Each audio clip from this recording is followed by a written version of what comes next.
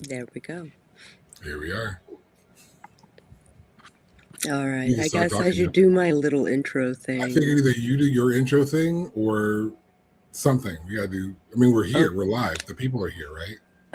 I guess there's Yeah. people here. Yeah.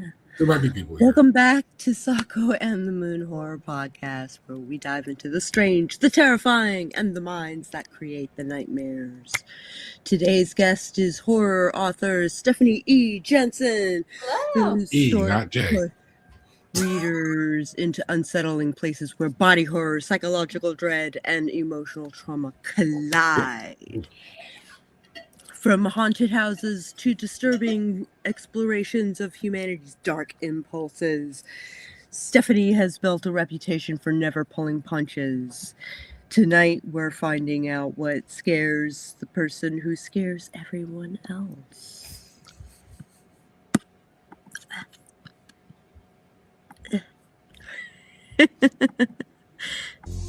You think in 8 seasons we'd figure this out?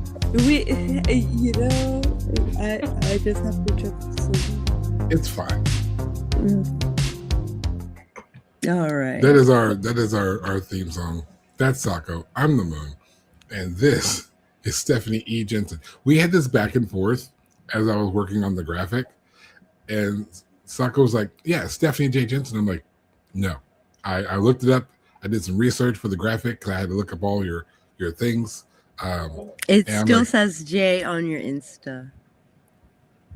On mine? Mm-hmm. I'll check that because it's Stephanie J. Jensen on Instagram. I'm going to check that. If so, then I'm sorry to confuse everybody. Oh, I wasn't confused. I was convinced. Okay. Hello, beautiful people. Hello. Party people. Oh, we can't play that song because copyrights. I ended yesterday's movie review of I Saw the TV Glow, which if you didn't see that episode, I am not surprised, and I don't really blame you because that movie is a mess, and that review equally is also a mess. Yes. I feel like the review matches the movie pretty good. Stephanie, have you seen I Saw the TV Glow? I'm sorry, what was that again? Have you seen the movie I Saw the TV Glow? No. It is weird. I encourage you to watch it twice. Okay. I like weird. And then you can watch the review that we did before this. I ended the episode with the number 101. Hey, Nikki. And I'm just going to preface that that's going to be my first question for you. But before I get into all of that, I would like you to tell the people who you are. All right, everybody. I am Stephanie E Jensen. I write horror, smut, erotica, all different genres of horror. But I started as a splatterpunk author, and the majority of my work has been in the splatterpunk genre. But my current work in progress is actually like a grief horror fantasy, and I'm working on an erotica short story collection right now. And that, I guess is something I was talking to Sako about, just like kind of how I'm branching out. But the majority of my stuff is in the splatterpunk genre. So, very gory, very, a lot of body horror, a lot of blood and guts, but there is a social undertone to it. You have a series out with this wonderful character named Nina. Yeah. And I had the pleasure of reading the first book in this series. I will be picking up the second one. I will be. But I've got to ask. Okay. There are so many phallic terms used in this book.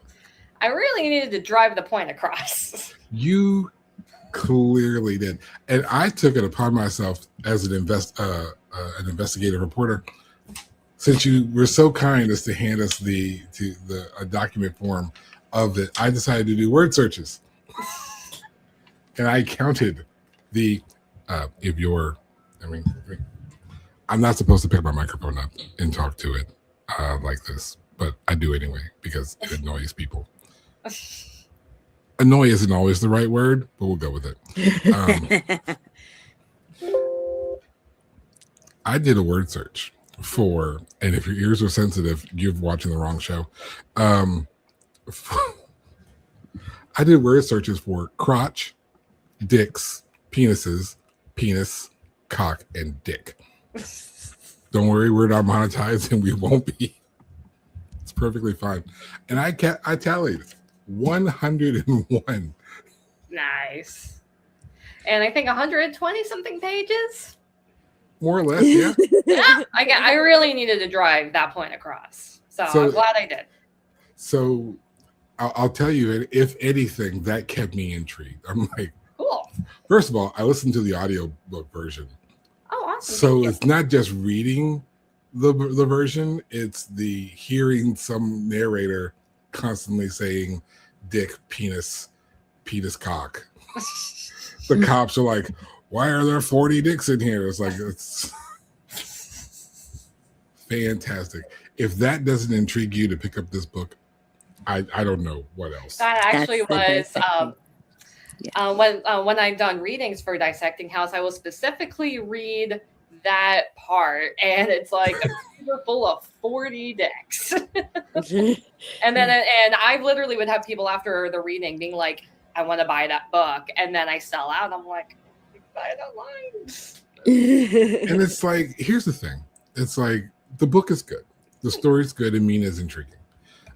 So it got all the important parts for the people who don't really care about dicks. Nice. I care as an owner of one. I care a lot. It makes me interested, like curious about the girl at the bar before I say anything to her.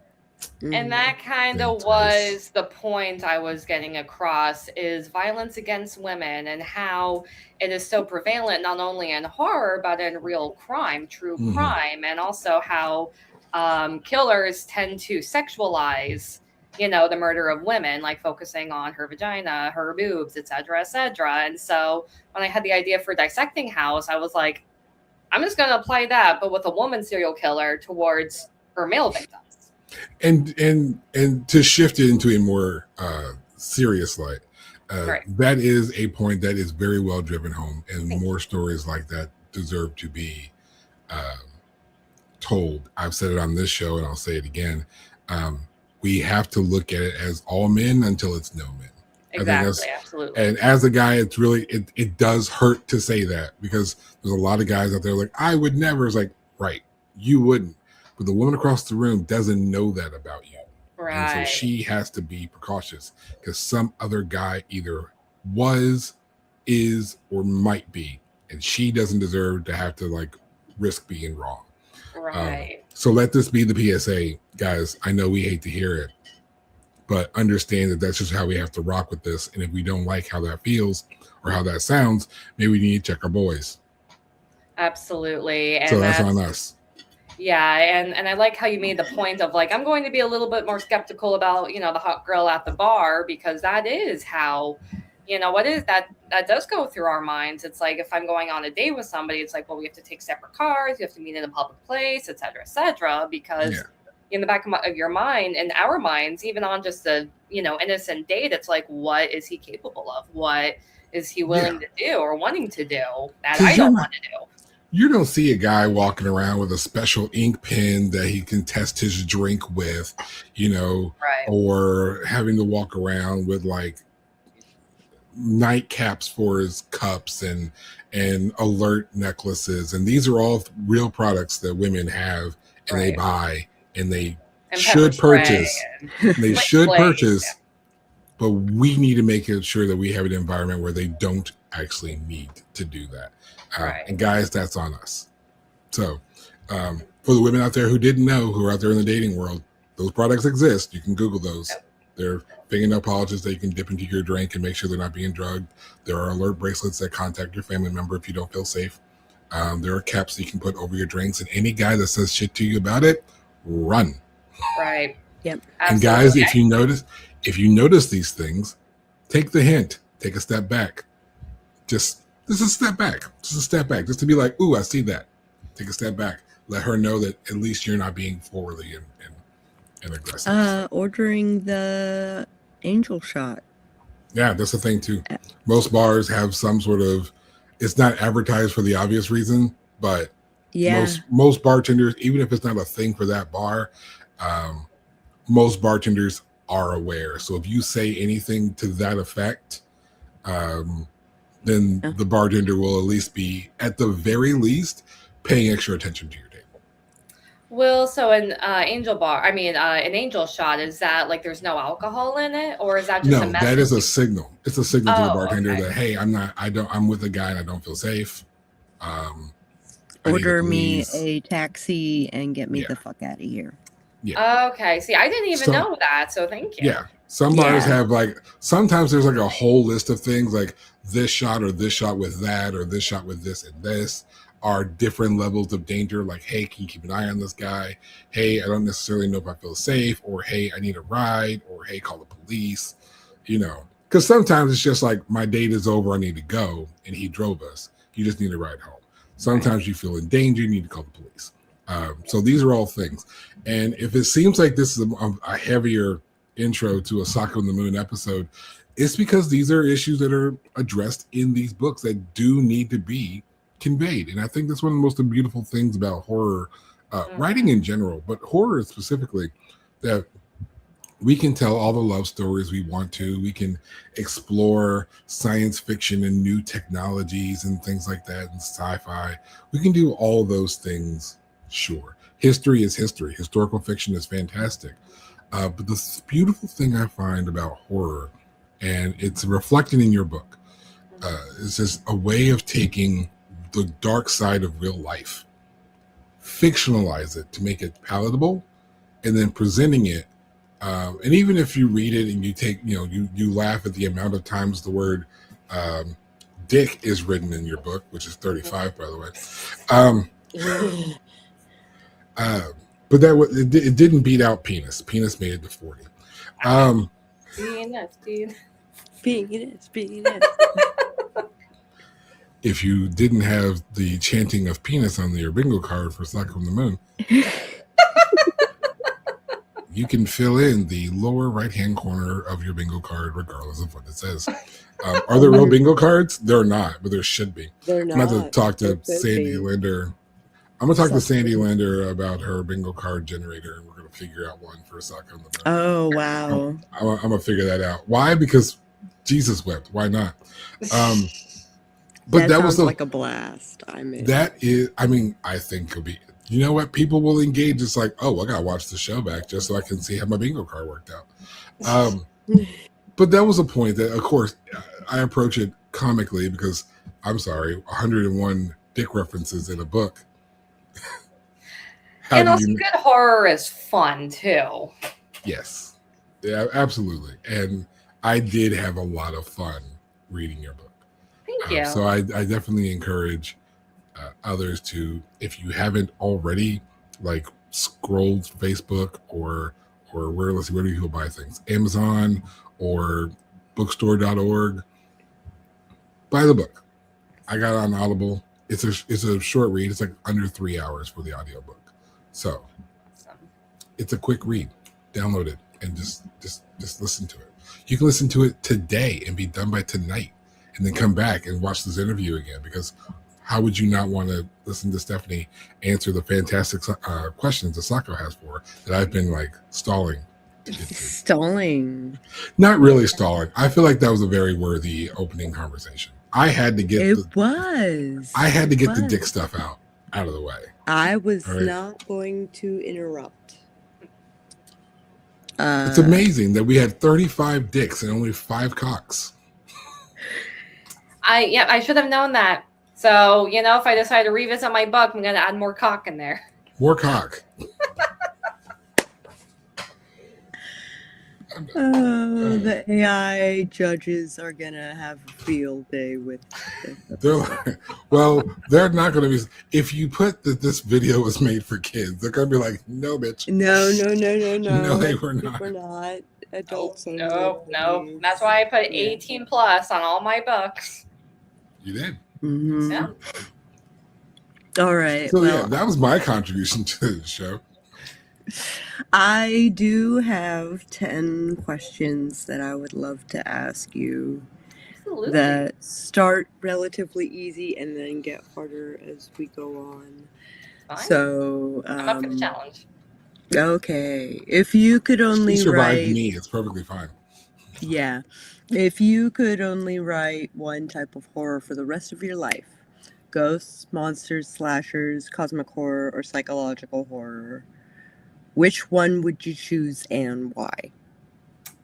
I'm going to contradict myself with what I said earlier, but I will write slashers because it's just my comfort zone. I mean, I've been like when I first got into horror, I was watching, Friday the 13th and Halloween and, even going back to the classic Giallo films, Bay of Oh, Blood sure. and, stuff like that. And, with like Suspiria with like the masked killer and, getting into and the nitty gritty of the psychology of why people kill and also true crime. I was listening to a true crime podcast earlier, so Which is and it, required for all of us. absolutely and Yeah. because my thing with slashers is, this is real life horror. This can happen to anybody. And, Yeah.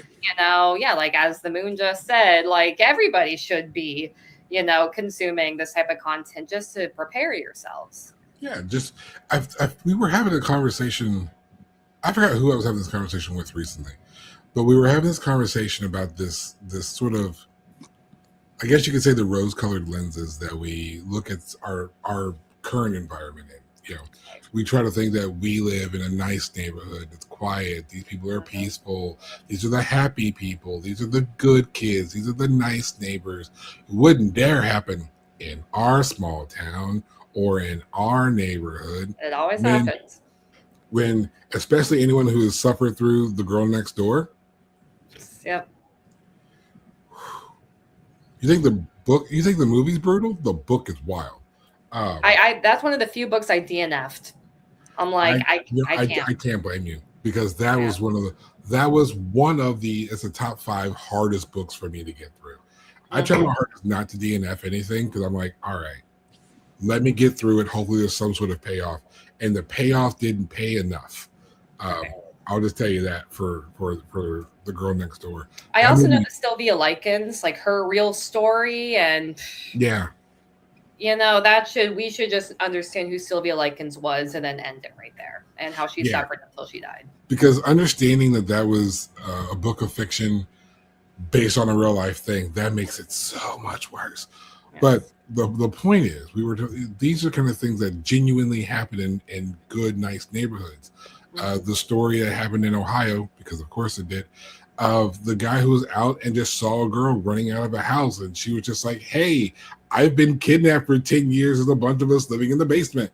Yep. And the dude is like, "What?" And so he calls the police, and then next thing you know, they're pulling 10, 12 girls out of the basement of this house, just chilling. People just living there, living their life. The kids are playing outside and everything's cool. So you really never know what's happening in your neighborhood, but you can't live in the guise that everything around you, because it looks nice and peaceful, is nice and peaceful. And you have to believe that the darkness exists. Otherwise, when people come to you with it, you'll just go blind to it. And you're like, that's not a real problem. And it is. And then you're unprepared. So again, having these books out where listening to true crime and understanding true crime, reading books like yours to understand the mindset of what really happens to people. These are important things. You're doing the Lord's work. Thank you. That's a good point. Well, I live in Florida. We don't have basements here. I guess that's one of the few things Florida does correctly is we don't have a basement where we can lock, girls in, fortunately, but yeah. The Freudian slip. If you had a Freudian slip on your Sako the Moon bingo card. That's the joke now. Yep, bingo card. Bingo cards. Let me just write bingo card on the post-it note. I've been holding on to this for like 2 weeks. I've just been waiting for someone to walk into my office, like my wife, and be like, "Why do you have a post-it note that says "dick, cock, penis." I'm like, honey, let me just read this book. It's okay. Just read this book, and it'll all make sense. Go ahead, Sako. Okay. What's the weirdest thing you've ever researched that made you stop and think, maybe I shouldn't Google this? Story of my life. I have, for majority of my written works, that has been my, like, I have to, like, I always have an incognito tab open, just I'm like, I do not want this saved on my search history. But I have a work in, well, it's technically not a work in progress. I finished it. I'm just waiting on the editor for her to do her work on it. But I think I'm going to be releasing that under a pen name because Oh wow. that is, so it's a political splatterpunk. And with the Epstein files and everything, I'm like, you know what? I think I'm just not going to put my name on this. Let's put it that way. So, Yeah. you know, I will send you my email and I'll have you just send me the link of this book that you found interesting, and I'll pick it up. Oh yeah, I think you would like this book. This book by someone completely not me that I think that you might find interesting. I would never write that. But you know, but I guess what I was Googling for that one is pretty much crimes that politicians throughout, you know, the history of this country have committed. So that was one of the many, many things I've researched. And I'm like, I feel yucky. And I felt yucky writing the book too. I'm like, I just don't want my name on this. Just, you know, if I send you a book, political splatterpunk book, just know I didn't write it. No, you clearly didn't. And this will definitely not be evidence used against you. So if you had this on your bingo card, delete it right away. Political horror or political splatterpunk X. Political. Just scribble through that one. Just scribble through it. Okay. Imagine your favorite protagonist wakes up trapped inside one of your own books. How long do they survive? When you say favorite protagonist, is it a protagonist from another book or movie, or is it one of mine trapped in another one of my books? I think outside of your books. Okay. Outside of your books, yes. I would say, because I'm a big Laurel K. Hamilton fan, she's one of my biggest influencers, or influences as an author. So I'd say Mary Gentry. And she is in Dissecting House, or the sequel.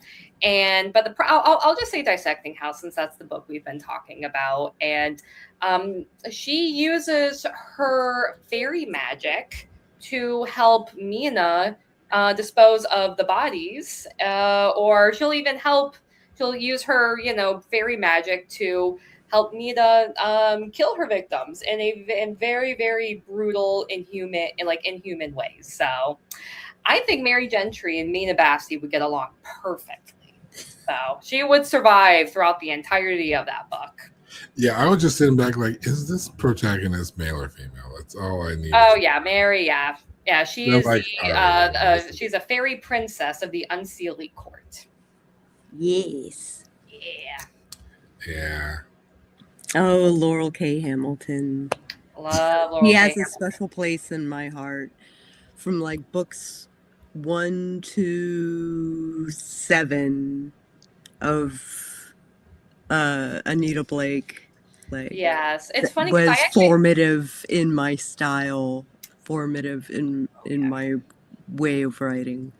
Oh yeah, with me it was I actually found Mary first, and then I found Anita, and I'm like, I'm kind of shocked. I think the reason why, like when I was younger, I wrote a lot of fantasy, but when I got older, I started writing more horror, and I think it's because I was so like, I've read all of the Mary series, but I think, as you said, I think I only read maybe the first 10 of the Anita Blake series, because then she just started writing. It gets repetitive. Like which monster of the week is she boning this time? What is what other shenanigans is Jean-Claude doing? Yeah. It just came out. I was like, I'm just gonna read something else.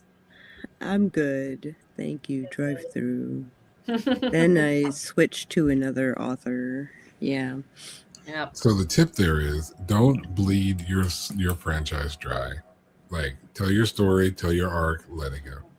Let it live. And no offense to Laurel K. Hamilton. I love, love, love her writing. I love her books. But yeah, that's why with my series, I probably do like 3-4 tops. Yeah. Because otherwise, as you said, and I get bored too. I'm like, I don't want to write about this person again, you know? Yeah. There's only so much life a character can live and be Right. interesting. Most of my life is boring. That's not completely true, but for the show it is. There's only so much of the story you can tell and keep it interesting and not be repetitive. I think about long franchises that are constantly repetitive, movie-wise. Scream has gotten repetitive. They changed characters. They get back to some characters. Scream 7, to me, was nowhere close as good as it should have been.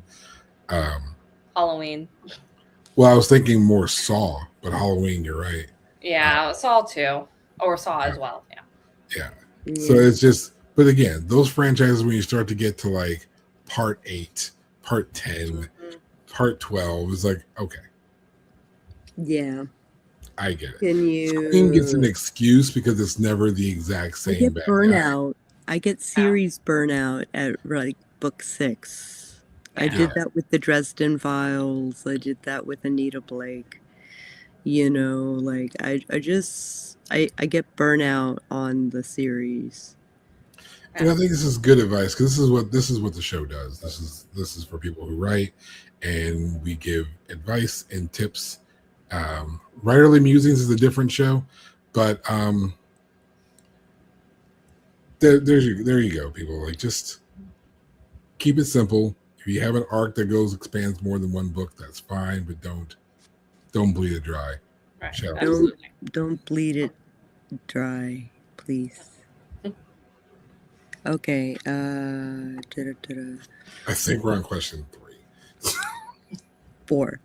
If a demon offered to guarantee your next novel becomes a bestseller, but one random reader disappears every time someone finishes it, do you sign the contract? I'll say yes. And the reason why is there have been readers who have read my book, not you two, by the way. There have been readers who have read my books who I wish they never did.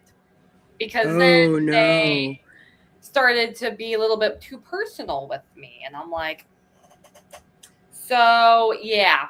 I'm like, you know what? It's fine. But if I can choose. Or like if I can choose. But if not, then it's like, I just hope it's not someone I like, you know? We'll say it's a random person from this pool of readers. Well, then no.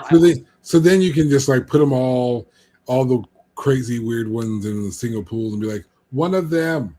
Just pick one of them. Exactly. Fine. I kind of want to know, but I do not want to ask. Yeah, I don't want you to have to explore it, but like, I feel like you've suffered once with it. I don't feel like you need to suffer again with it. But yeah, no. Let's put it this way: I've had to report some people. I am dangerously curious. Don't be weird to people.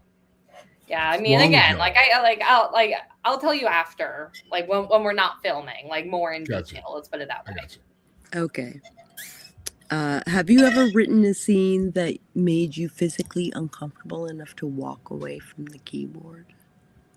Again, story of my life. Yeah. So that happens a lot then, huh? Oh, yeah, but I will specifically say one that you two have had the pleasure of reading. It was the very last scene of Dissecting House. That torture scene. That to me, when I wrote that, I was like, walk away for a little bit. Yeah. I was like, did I think I went too far. But ironically, my readers have told me Is that such a thing? Yeah. Your screen said yes, but I'm going to say I'm going to say no, because I've written a scene. Funny enough, I've written a scene that was similar to one of yours. Okay. And so I remember when I handed it to my friend to read, because we were on like a writing retreat, and she was like, "That's too far too soon."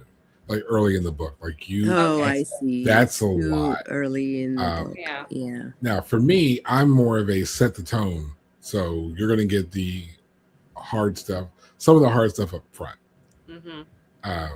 So I'm like, well, on know a ahead of smaller time. scale. On Well, a smaller depending, scale. well, like I said, this in the way this book was structured, it was like, see it now, get a feel for it. There's going to be some worse stuff later, but if you can get past this, you can handle really that. But if you can't get past this, now you know, and you can probably go ahead and put the book down a little bit early. Yeah. That was my thought process when I wrote the scene. Right. When I outlined that scene, and my friend was just like, "That's a lot." I'm like, "It is, but." So again, I don't think there's nothing in your book that I hadn't also written or thought of. So I don't think it was too far. Okay. Maybe we're just both crazy. I don't know. Maybe that's it. Or that too. Because my mom couldn't get through the second chapter. She was like, ugh, no. Well, she also is not a horror fan at all. So. Oh, yeah, I well, see. yeah, but, yeah. Well, kudos to her for reading her daughter's book, even though she wasn't. Really She gave it a good try. I mean, she did read my newest book the whole way. My short story collection, she read bits and pieces of it. But for my other book, she couldn't even get through half of it. Oh, wow. Take that as a sign you did a good job. That's how I look at it because, and I've had friends tell me they had, and readers tell me they had nightmares in my books. I'm like, I did my job. That's a great job. That's a compliment. Yep. There's nothing that makes a horror writer feel better than, ooh, that should give me nightmares. I'm like, ha ha. Yeah. Yeah, that is at least one visit to the therapist. Right. Which emotion do you think is actually more terrifying than fear? Guilt, grief, loneliness, or obsession? I'm going to say loneliness. Ooh. And there's a reason why. And I mean, again, it has to do with my, my also big interest in true crime, but, specifically looking into the psychological aspect of like why and what was going on in their minds and all of that. And I mean, I'm willing to give an example, but I mean, I would say it would be triggering, but we've been talking about triggering topics pretty much this whole time, but it's triggering in a different way. So if I have because I mean, I'll just say what it's about. It's about not necessarily school shootings, but the psychology of a school shooter. Yeah. Would that be a little too much, do you think? Or nah, if I could go with it. No, Okay. go with it. Yeah. Because, and this is with, every single school shooter, specifically the reason why, they do this crime, and it differs from other serial killers too, is every single school shooter has one thing in common. They are all suicidal. And that's why I was like, trigger warning, we're really talking about some deep shit right now. And we're a horror podcast. Everything we talk about, everything's deep shit. Everything should be triggering, or if it's not triggering, we're doing our job wrong. Fair. I do like to give a trigger warning though, just because we've all been through some shit in our lives. And that's fair. I mean, like I said, I'm a parent of 4 kids, so school shootings it's creepy to me anyway. Mm-hmm. I think about them every single day when I put my kids on the bus. Every day. Every day they go on the bus, I worry about what's this kid going to do on the bus? Mm-hmm. What's going to happen at my kid's school? Oh, there's a lockdown nearby. Oh, my kid's school's been locked down. I've had several of those emails. So but that's real life to me. It is real life. Kind of to play on what we were discussing earlier, you were emphasizing the point of watching true crime because this is the real shit that happens around us. I can't avoid, we want to avoid the topics that cause us discomfort. Mm-hmm. I can't run that risk. Mm-hmm. To ignore the email that says security alert, or to ignore the breaking news alert on my phone because some neighborhood near my kid's school is shut down. I can't ignore those. Right. I don't have the ability to ignore that. And I think that we're being serious. None of us have the luxury of ignoring that, because the moment we do, it creeps up and it hits us. Mind you, a lot of those tragic school shootings happen in affluent neighborhoods Absolutely. with kids who, with kids who went to schools that parents did not worry these things would not happen to my kid. And obviously they're wrong. So it's like, this is real stuff. So we can be upset about it all we want to. And if you're watching the show and you're sad about it, I won't speak for anyone else but me, but I don't care. This is real life, and you need to be more aware of the world around you, because it's a creepy, scary place, which is why I love horror as much as I do, because it's the only place where we can take those real dark things and find some sort of entertainment about them. At least when I'm reading a book or watching a movie, I can hit pause or close the book. Right. Right. And that also, and that ties into loneliness, because, if you look at the psychological profiles of the shooters, they're pretty much for the most part similar. It's the outcasts, the kids who were bullied, and they start, going into this very deep depressive mindset where they're thinking of self-harming or ending their own lives. But then that twists and turns into, I'm going to make others suffer. And then they, if they get far enough, then they'll kill themselves too. And it's the same thing with a lot of domestic violence and intimate partner violence. It's, it's the, the one person in the family, they'll shoot up their whole family and also shoot up themselves. So that's why I think loneliness, out of all those emotions, is the most dangerous one. Yeah, there's a whole lot of other, PSA type of things we can give off of that, because that's impacted me close too. So yeah, crazy shit's happened around me a lot. So again, I have a different perspective on things. All of those things are tragic, but all those things have to be said. If for at the very least, the people who have suffered through them, they shouldn't have to crawl in the dark and be ignored. These are happening to real people in real life situations, and it's wrong of us to forget that. Right, absolutely. We were talking about the girl next door. That was a real life situation. It was great that we mentioned the actual case. These happen to real people for obvious reasons. I won't mention the people who it happened to close to me for their privacy, but I got those phone calls. That somebody's ex couldn't let go and came back and retaliated, and those are hard phone calls. Those are hard visits to make. Right, I agree. But again, it goes into, regardless of what the triggering action is, I think you're right. One of the craziest, the fearful things would have to be loneliness, because when you're alone with just you and your mindset's already not right, or you've already been hurt, or you're already scared, there's nothing worse than being terrified, scared, or hurt by yourself. Right. But at least then you can call your friends and be like, hey man, you're overreacting. Let's bring it back. You know what? Come over to my house. Don't go over there. Come over to my house. Let's sit. We'll watch a game. We'll have a couple drinks. We'll sit and we'll chill. Right. If you're not alone, we can bring you back in those moments. Right. But if you're alone and you have no one to call, or everyone else is just too busy, or whatever the situation is, and you're left to spiral, terrifying. Right, absolutely. Wow. If you knew this when you had me as a guest, as a host. Yes. We're in season 8 now. This ain't nothing new. This ain't nothing new. Yeah. If you discovered every nightmare you've ever had was actually someone else's memory, would you keep sleeping just to learn more? That's a good one. I mean, of course, the morbid curiosity part of myself would say yes, but also I've gotten a lot of story ideas from nightmares. Yeah, for sure. I mean, like we were talking about people going through some, real life stuff. And, if I can convey, because again, with my books, I talk about real stuff that happened. I mean, not in the way that Jack Ketchum did with the girl next door, because the reason I DNF'd that book is I just didn't really feel that was right. I don't think he really did Sylvia Likens justice.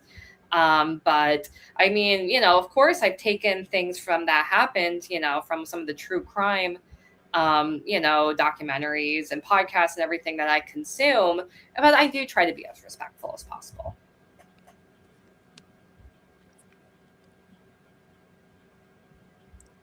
Do you think horror writers become desensitized to darkness, or does writing horror make you notice monsters hiding in ordinary life? I'll say the latter for the reasons that we're talking about. I mean, when you do consume yourself into the genre, because, you know, it's not just writing these things from a fictional lens, you are, you know, actively like researching these crimes and Googling shit you probably shouldn't be Googling. And it does cause you to kind of, you know, think twice about this person. If you have a bad feeling about, you know, being in this place, maybe you'll, you know, think back and like wonder, should I really be here? How about I leave? How about I change my plans? If you're, hesitant about, you know, anything, like maybe, and like, back when I did live in a place with public transportation, you know, there was like with good public transportation, I mean, there were times when I was like, maybe I shouldn't take the metro. Maybe I should just Uber.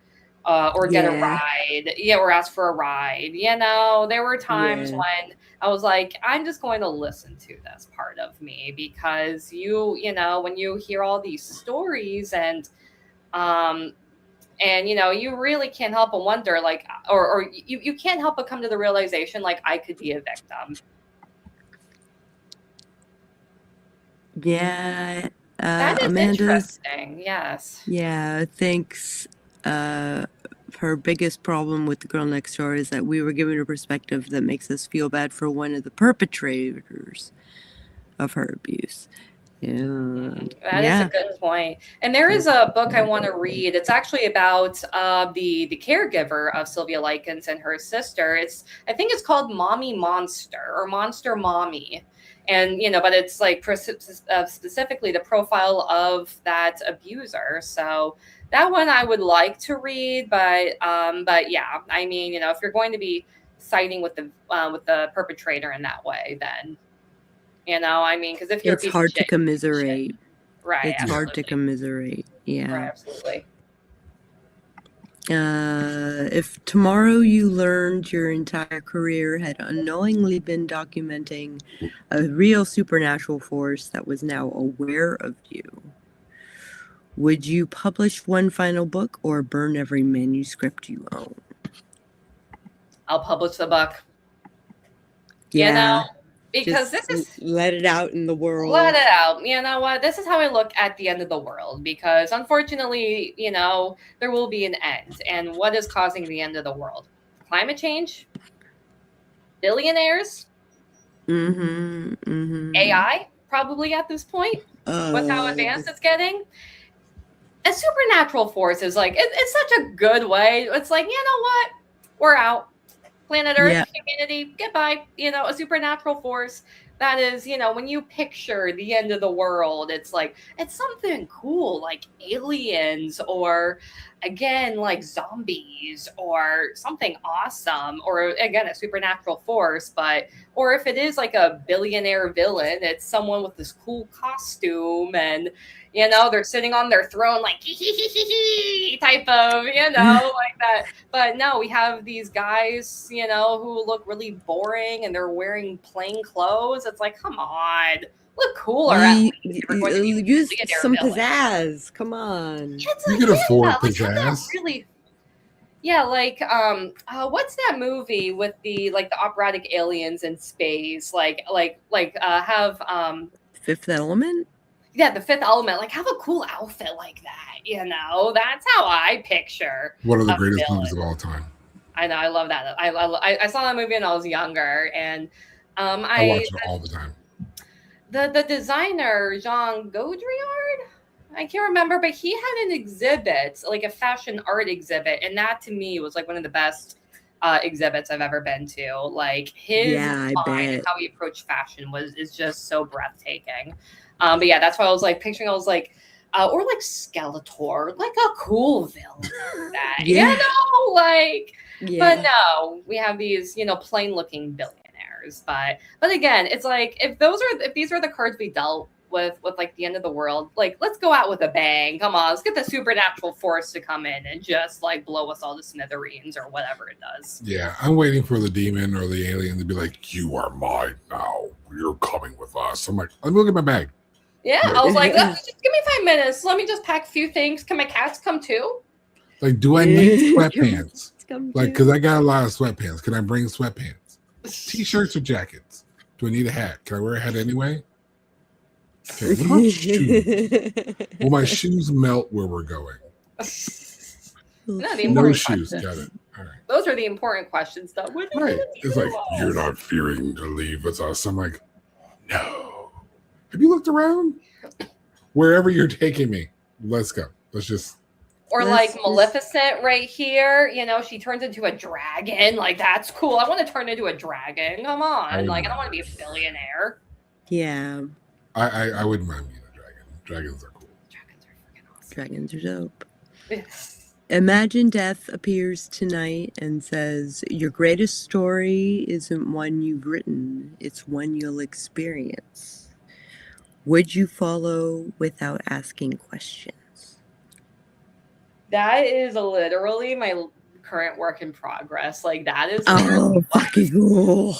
That is what that book is about. It's I don't want to give too much away because I'm almost done. I'm on the last chapter. I'm almost done writing it. But yeah, that's pretty much what it's about. Don't say anything. But essentially that's what that book is about. So yes, the answer is yes. If you want to know the answer to that question, then you're gonna have to wait till that book comes out and you guys are gonna all line up to purchase that book. That one will be published under my name, by the way. Just so you know. Yeah. So you'll let Sako know, and then Sako will bring you back on the show. We'll promote that book, and then everyone will be buying it. So this just so we can get the answer to that question. We'll get in the book. Absolutely. I have a present for you. I have 5 rapid fire questions that I'm just going to shoot off one right after the other, and I just want the first thought that comes to your head. Are you ready? I'm ready. Okay. Horror villain you trust to babysit? Freddy Krueger. He's not there.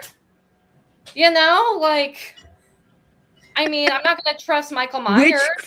Which Freddy? The pedophile Freddy or the unpedophile Freddy? The unpedophile Freddy, obviously. Yeah. Okay. He's not going to be there. It's going to be in the dream. Yeah. One horror trope you'll never get tired of? Ooh. Oh my goodness. This is a hard one. I'm going to say the monsters. Yeah, monsters are the best. Are fun. They're my cream of the crop. I love them. Creature you'd least want to meet in your bathroom at 3 a.m.?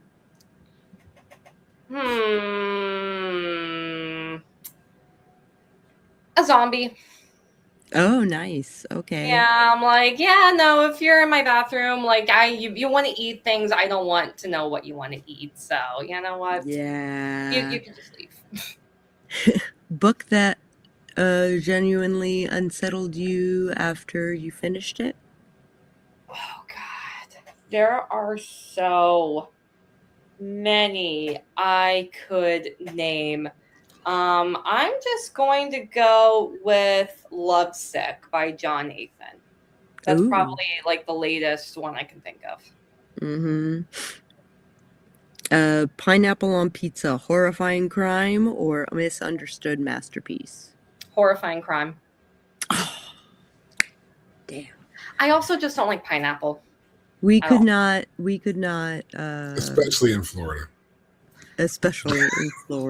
Yeah. It tastes weird. There are better fruits out there. There are better fruits out there. Yeah. So now I have to ask the question: Okay. if not pineapple, then what fruit are you willing to pair with some other toppings on a pizza? If not pineapple, Tomatoes. Tomatoes are a fruit. ah, okay, touche, touche. Stephanie, this is your chance to promote anything you've got coming up.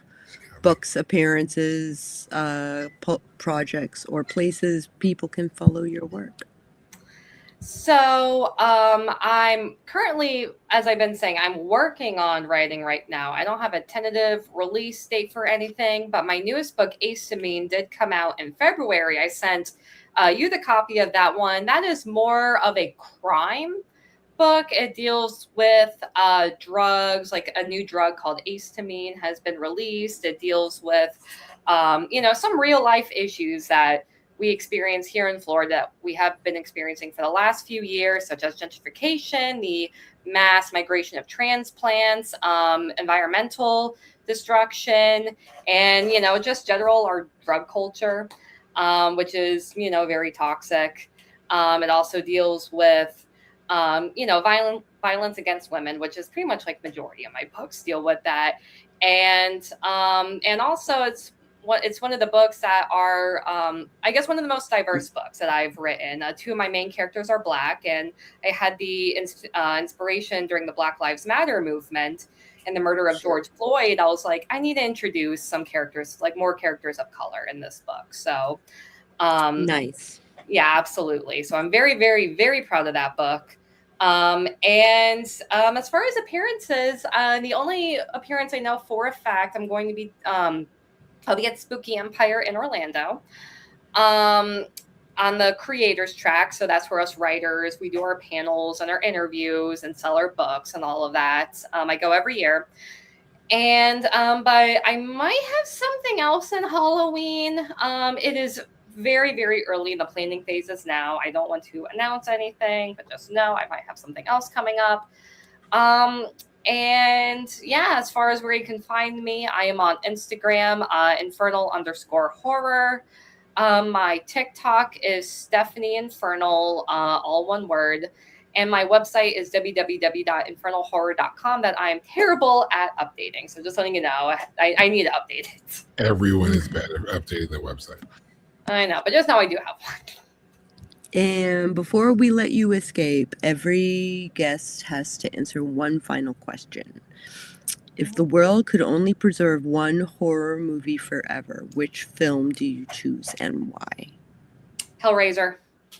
Ooh. Hellraiser, because it is a literal masterpiece. It's one of the few movies that follows the book so well. I should emphasize the original Hellraiser with Doug Bradley. Hellraiser 1. Yeah, Hellraiser 1, the original one. It follows the book perfectly. And Clive Barker was also and it's on Tubi, of course it because is. Of course it is. Yeah. Okay, cool. I saw it on, well, the last times I've been watching Hellraiser, it's on Shudder. I didn't know it's on Tubi, so hell yeah, I love Tubi. Hell yeah. It's kind of a running gag that like every movie we go, because that's a very unique way of saying pick a movie for us to review. But we're going to review this movie, and we had one season where nearly every movie we went to review was on Tubi. So now it's like, now we just say it's on Tubi because of course it is. Because of course it is. Because of course it is. So we're reviewing Hellraiser? I feel like you guys should review, because everybody has seen Hellraiser. I'm trying to think. No, but it's because everybody has seen Hellraiser that they will watch the episode. Okay. I'm curious. I'm dangerously. See, I told you, I'm curious to a fault. If you were to give me a movie to review, specifically knowing that we're going to review it, what other movie would you suggest? Yeah. So this was the one I struggled with, because I know that you all asked for a movie to review, and there is one that if it wasn't for me deep diving on YouTube, I probably would never have discovered it. It's called Occult. It is a Japanese film. It's the It's the same. Now he's made a lot more famous films, like found footage films based in Japan. He's a famous director, but specifically this movie, A Cult, and it's on YouTube. And yeah, and I think found footage is one of those genres. It's a hit or a miss. There are some famous found footage films I'm honestly not a fan of, but that movie, A Cult, is one of the few ones that freaked me out and intrigued me. So I'll see if I can find the actual link and I will email it to you. Because I know there's this one. I think so. Yes. Yeah, I want to say it came out in 2009. It's like not super old, but like it's not like a brand new movie or anything. It's been out for a bit. I haven't seen it, so I am interested. I've never heard of it. I'm curious. So I'm really. We will probably default to reviewing Hellraiser, but I'm gonna watch this. So I tell every horror fan you need to watch this movie because again, I'm not a fan of the found footage genre. That movie actually freaked me out. And Nice. again, I'll email it to you just so, like, I'll find it and email it just so you all can watch it. Cool. So tune back in on Thursday for the official review of Hellraiser. We might throw some bonus. We might do something bonus on that Thursday. Let's we'll find see. out. We'll see what my doctor's appointment says on that day. What a journey into the beautiful, disturbing mind of Stephanie E Jensen. I had so much fun. We talked about nightmares, morality, monsters, and the thin line between fiction and reality, and somehow made it back in one piece. If you enjoyed today's conversation, if you enjoyed today's conversation, be sure to check out Stephanie's work and support independent horror creators who keep pushing the genre into terrifying new places. Yeah. Woo! Thank you for listening as we explore the strange, the dark, the creatively terrifying. Remember, stay bold, stir fear, and keep the shadows near. Until next time, keep looking over your shoulder, because something might be looking back.